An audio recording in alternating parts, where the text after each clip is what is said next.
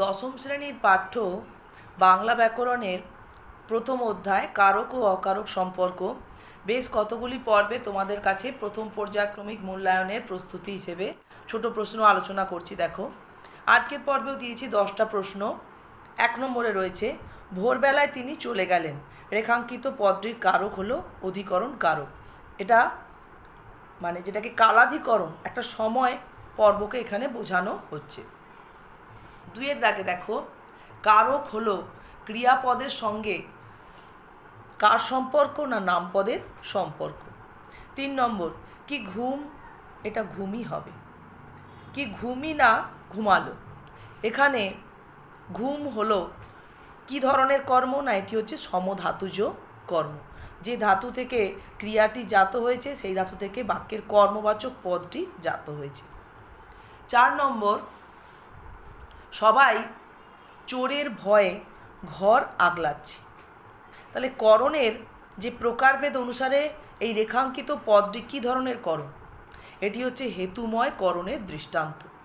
আসলে ভয় হেতু, ভয়ের কারণে, হেতু বলতে কারণ, ভয়ের কারণে তারা ঘর আগলাচ্ছে।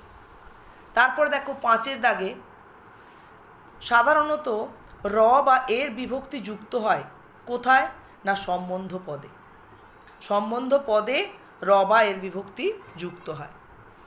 6-এর দাগে বলছে, কর্মকারকে দ্বিকর্মক বাক্যের যেটি মুখ্য কর্ম সেটি সাধারণত কি হয়ে থাকে না সেটি অপ্রাণীবাচক এবং বিভক্তিহীন হয়।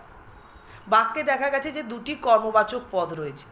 যেমন ধরো, তিনি আমাকে বইটি দিলেন, এই বাক্যে 2টি কর্ম রয়েছে, আমাকে আর বইটি। কাকে দিলেন, কি দিলেন। এখানে দেখো যেটি মুখ্য কর্ম সেটি হচ্ছে কি অপ্রাণীবাচক, অর্থাৎ বইটি। বইয়ের মধ্যে কোনো বিভক্তি নেই, কিন্তু যেটি গৌণ কর্ম তাতে কিন্তু সেটি প্রাণীবাচক এবং সেটি বিভক্তিযুক্ত হয় সাধারণত। 7-এর দাগে দেখো, ব্যুৎপত্তি অনুসারে কারক শব্দটির অর্থ হলো যে করে, অর্থাৎ ক্রিয়াযুক্ত অক, যে ব্যুৎপত্তি অনুসারে মানে প্রকৃতি প্রত্যয় যেটা নির্ণয় করা হয়েছিল তার সেই অনুসারে অর্থ হচ্ছে যে করে। 8-এর দাগে প্রশ্ন, অনুসর্গ হলো এক ধরনের কি পদ না এটি হচ্ছে অব্যয় পদ। মূলত বাক্যের মধ্যে অনুসর্গ অব্যয় পদ গোত্রেরই হয়ে থাকে, যেগুলো আমরা ব্যবহার করি দ্বারা, দিয়া, কর্তৃক, মধ্যে, ভেতরে। 9-এর দাগে দেখো, আমরা রাঁধুনিকে দিয়ে রান্না করালাম।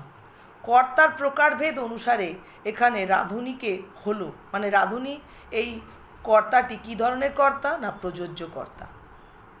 তাহলে প্রযোজক কর্তা হচ্ছে এই বাক্যে আমরা। এখানে চাওয়া হয়েছে রাঁধুনি কি কর্তা, তাহলে আমরা বলবো এটি প্রযোজ্য কর্তা। শূন্য বিভক্তি কোনটি না শূন্য বিভক্তি হিসেবে আমরা কোন বিভক্তিটিকে চিহ্নিত করে থাকি, সেটি হচ্ছে অবিভক্তি। শূন্য বিভক্তি অবিভক্তি এই কারণে অয়ের কোনো চিহ্ন নেই, তাই কোনো শব্দের শেষে শূন্য বিভক্তি রয়েছে মানে আমরা দেখব সেখানে অবিভক্তি রয়েছে। ঠিক আছে, এই 10টি প্রশ্ন তোমরা অনুশীলন করো। এরকমভাবে ছোট ছোট প্রশ্ন যত তোমরা অনুশীলন করবে দেখবে পরীক্ষায় আশা করছি তোমাদের উত্তর লিখতে অসুবিধে হবে না।